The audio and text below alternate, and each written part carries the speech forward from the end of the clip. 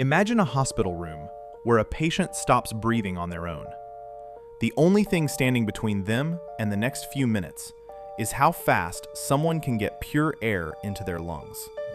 Imagine a diver far below the surface, their last breath already spent, with no way back to air in time. Imagine a firefighter stepping into smoke so thick that one wrong breath means never walking back out.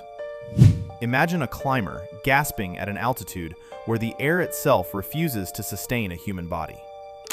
For most of history, all of these people faced the same outcome. There was no way to carry breathable air into places where the body couldn't make its own. This changed with the invention of the oxygen tank. In 1774, oxygen was identified as a distinct gas, but for over a century, nobody could carry it anywhere useful. The real barrier wasn't chemistry, it was containment. In 1880, engineers forged seamless steel cylinders strong enough to hold gas under real pressure. Oxygen went from a substance kept near a patient's bed to something a person could strap on and carry into danger. Hospitals were first, wheeling cylinders to bedsides and building oxygen tents for patients who couldn't breathe unassisted. Miners were next. Rescue workers descended into flooded, gas-filled shafts, wearing tanks on their backs, breathing air that simply didn't exist underground.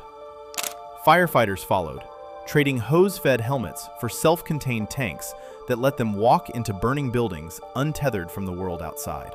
Then, the tank went places no lungs had ever survived. In 1922, mountaineers strapped bottled oxygen to their backs and pushed into altitudes where the atmosphere itself turns lethal. In 1943, an engineer's valve, built to regulate gas flow inside an engine, was repurposed for a diver's mouth instead. It freed him from the surface hose completely.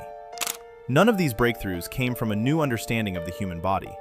They came from solving one simpler problem: how to hold a gas under pressure and release it exactly when a person needs to breathe. Today, that same mechanism sits beside hospital beds, rides on the backs of firefighters, straps to climbers near the death zone, and slings across the shoulders of divers hundreds of feet underwater.